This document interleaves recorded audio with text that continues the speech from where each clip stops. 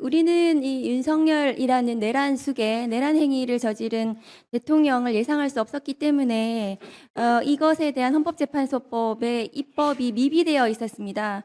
어, 지난 12월 3일 내란 행위를 저지른 윤석열 대통령에 대한 탄핵소추가 있었는데 헌법재판소가 당시 재판관이 정족수가 되지 않았습니다.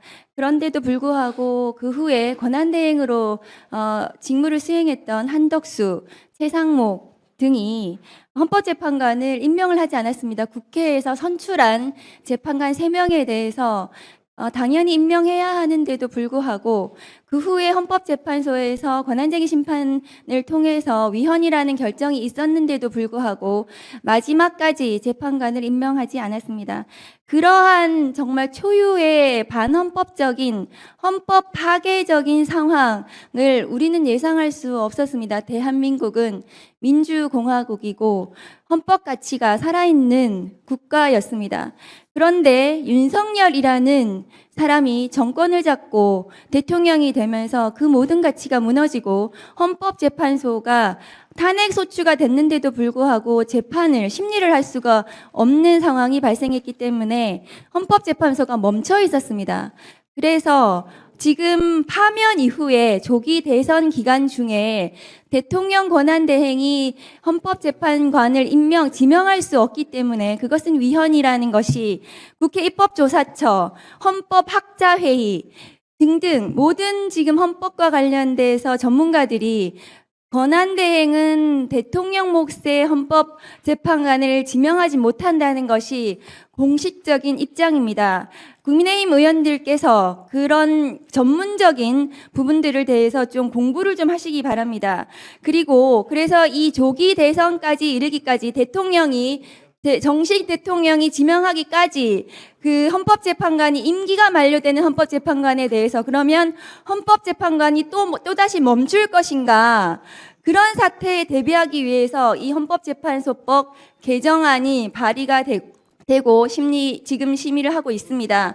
그래서 이 헌법재판소법 개정안은 헌법재판소의 블랙아웃, 멈춤을 방지하기 위한 제대로 된 개정안이라고 저는 생각을 합니다.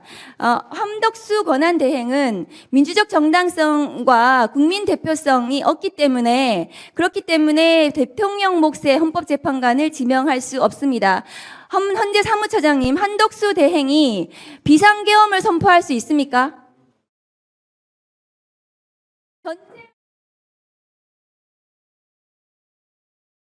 제가 판단할 사항은 아니라고 봅니다.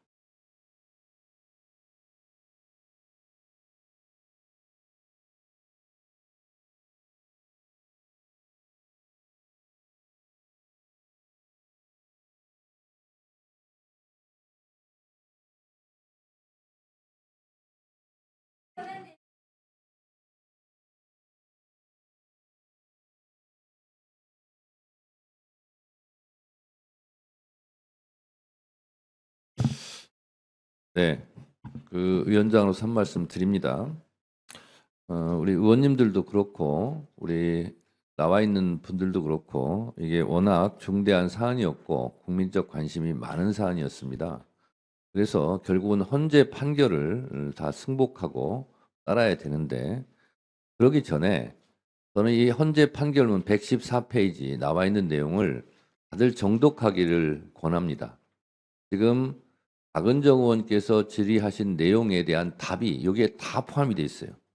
근데 앞에 나와 계시는 기관장들께서 답변을 판결문을 안 읽어보셨는지 읽어도 무시하시는 건지 어떤지는 모르겠으나 그거에 대해서 판결문대로 답변을 해주셨으면 좋겠어요. 여기 보면 이승만 정권 때부터 발췌개헌부터 유신 헌법 독재 전두환 비상계엄, 군사반란 이런 것이 다 기술이 돼 있고 이것은 잘못된 거다. 그리고 지금의 헌법은 국회 해상권도 없애버렸고 이런 것을 철저하게 대비해 왔다. 라는 부분에 대해서 역사적으로 그 역사를 다 기술해 놓고 있어요.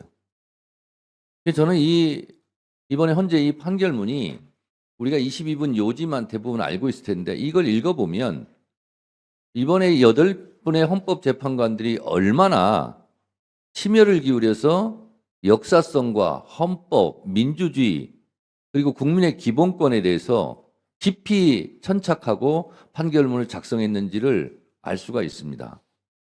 그래서 여기 있는 내용에 대해서는 헌법재판소에서 판결한 것은 모든 국가기관과 모든 국민에게 저는 모범이 돼야 된다 이렇게 생각을 해서 특히 우리 현재 사무처장께서 이 부분에 대해서 좀 간과하지 않았으면 좋겠습니다. 답변할 때 참조해서 잘 해주셨으면 좋겠습니다.